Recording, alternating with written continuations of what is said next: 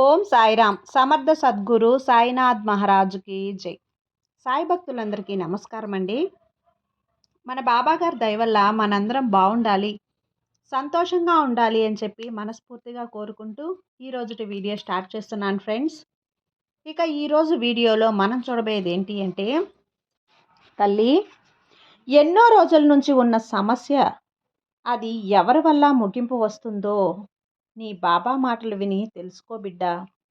తప్పకుండా నువ్వు వినాల్సిన విషయం అమ్మా అని చెప్పి బాబా గారు మనకు ఒక మంచి సందేశాన్ని తీసుకొచ్చేసారండి. ఆ సందేశం ఏంటి, ఆ సందేశం రూపంలో బాబా గారు మనతో ఏం చెప్పబోతున్నారు అనేది ఆయన మాటల్లోనే విందామా. బిడ్డా, రామ్మ, నీ కోసమే ఎదురు చూస్తున్నాను. నీకున్న సమస్యలు తీరటం లేదని కలత చెందకు. ఎవరి వల్ల తీరుతాయి అని తెలుసుకో తల్లి. అన్ని విషయాలకు ముగింపు ఉంటుంది. ప్రతి సమస్యకు పరిష్కారం ఉంటుంది.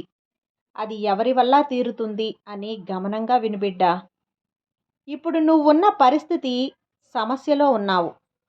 అది ఎలా తీరుతుంది, ఎవరి వల్ల తీరుతుంది అని ఒక అయోమయ స్థితిలో ఉన్నావు కదా తల్లి. ఎవరి వల్ల ఎప్పుడు తీరుతుందని చెబుతాను విను. ఒక తాళం చెవి తయారు చేసేవాడు ఒక తాళం మాత్రమే తయారు చేయడు కదా, చెవిని కూడా తయారు చేస్తాడు. అలాగే సమస్య ఇచ్చిన దేవుడు దానికి పరిష్కారం కూడా తప్పకుండా ఇస్తాడమ్మా. కానీ ఆ పరిష్కారాన్ని కొద్దిగా ఓపికగా వెతకాలి. నీకు కావలసిన తాళం చెవిని నువ్వు వెతకటం లేదు. అయినా నీకైన చెవిని ఎక్కడో పోగొట్టుకోలేదమ్మా. నీ దగ్గరలోనే ఉంది, నీ ఇంటిలోనే ఉంది, నీకు తెలిసిన ప్రదేశంలోనే పోగొట్టుకున్నావు బిడ్డ. కొద్దిగా ఓపికగా వెతికితే నీకు దగ్గరలోనే ఉంటుంది చూడు. కళ్ళతోనే వెతకటం కాదు, కొద్దిగా ప్రశాంతంగా కళ్ళు మూసుకొని ఆలోచించు. నీకు కావలసిన తాళం చెవిని వెతుకు. ఒక విషయం తెలుసుకోమ్మా, నీ సమస్య ఆరంభమైనప్పుడు దానికి పరిష్కారం కూడా ఏర్పడింది.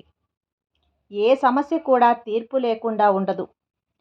దానికి నీకైన తీర్పు వాయిదా పడుతుంది అంతే. నీకు రావలసింది నీకు రాకుండా ఉండదు కదా.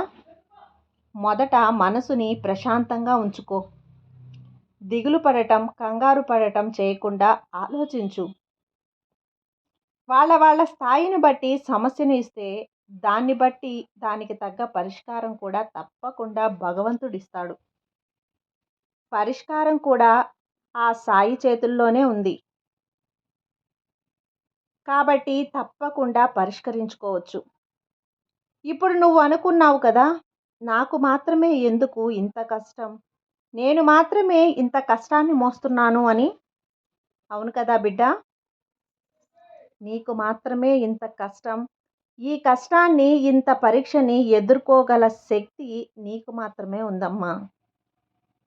ఎవరు తట్టుకోగలరో వారికి మాత్రమే ఈ సవాల్ని నేను కనిపిస్తాను. ఒకసారి చిక్కులను ఎదుర్కొన్నప్పుడు గొప్పగా అనుకో, ఇంత సవాల్ని ఎదుర్కోగల సత్తా నాకు ఉంది అని. నీ ఇంత సామర్థ్యం ఉంది కాబట్టే నేను నిన్ను ఎంచుకున్నాను బిడ్డ. ఇప్పటి వరకు నీ జీవితంలో ఎన్నో సమస్యలతో పోరాడావు. ఎందరో మనుషుల్ని చూశావు కదా. వాళ్ళలో వాళ్ళు ఇచ్చిన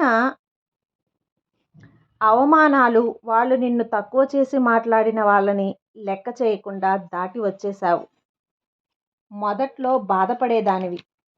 దానిని తట్టుకోగల సత్తా నీకు ఉంది కాబట్టే ఇలాంటి వాటిని పరిష్కరించేలా చేశాను. అప్పుడే కదా తల్లి నీ గెలుపు నీకు తగ్గుతుంది. నిన్ను దెబ్బ కొట్టిన వాళ్ళని ఎదుర్కొన్నావు కదా. ఇప్పుడు కూడా నీకున్న సమస్యను నువ్వే సమాలించాలి. దానికి పరిష్కారం కూడా నీ దగ్గర ఉంటుంది. ఎన్నో ఒడిదుడుకులు దాటి వచ్చిన నువ్వు ఇది కూడా దాటగలవు తల్లి. కాబట్టి సమస్య వచ్చినప్పుడు చెప్పుకో, నా వల్ల అవుతుంది, ఈ సమస్యను నేనే ఎదుర్కొంటాను, నాకు ఈ సమస్య వచ్చింది అనుకో. ఈ ఒక్కటి గుర్తుంచుకో తల్లి, నీ ప్రాబ్లం నీకు మాత్రమే తీరుతుంది. నువ్వు మాత్రమే చేయగలవు. దానిని పరిష్కరించగల శక్తి, సత్తా నీకు ఉంది తల్లి. కాబట్టి ధైర్యంగా ఉండు. నువ్వు తడబడినా, తట్టుకొని పడబోయినా సరే, నిన్ను పడకుండా నీ చేతులు పట్టుకోవడానికి నీ బాబాని నేనున్నానమ్మా. నీకు ఆరుదల చెప్పడానికి నేనున్నాను. నాకెవరూ లేరు, నాకు సపోర్ట్ చేయడానికి ఎవ్వరూ లేరు అని చెప్పి వెతుక్కోవద్దు. ఎవరూ లేరని దిగులు పడద్దు. దేనికైనా ఏదైనా సరే నాతో చెప్పుకో. నాకు ధైర్యంగా ఉంటుంది. నీకు నేను ధైర్యపు మాటలు చెప్తాను. ఇతరుల దగ్గర ఆరుదల కోరితే నీ బలహీనత తెలిసిపోతుంది బిడ్డా. నువ్వు వాళ్ళ దగ్గర బలహీనమైపోతావు. ఇది అర్థం చేసుకో. ఏదైనా బాబా అనే నీ తండ్రిని నాకు చెప్పుకోమ్మా. భయపడకుండా నీ సమస్యను పరిష్కరించుకో తల్లి. అర్థమైంది కదా? నీకు నీ సాయి ఉన్నాను, భయపడద్దు. నీ సాయి తండ్రిని నేనుండగా నీకు భయమెందుకు చెప్పు? నమ్మకంతో ఉండు, అంతా మంచే జరుగుతుంది. సర్వే జనా సుఖినో భవంతు. జై సాయిరాం.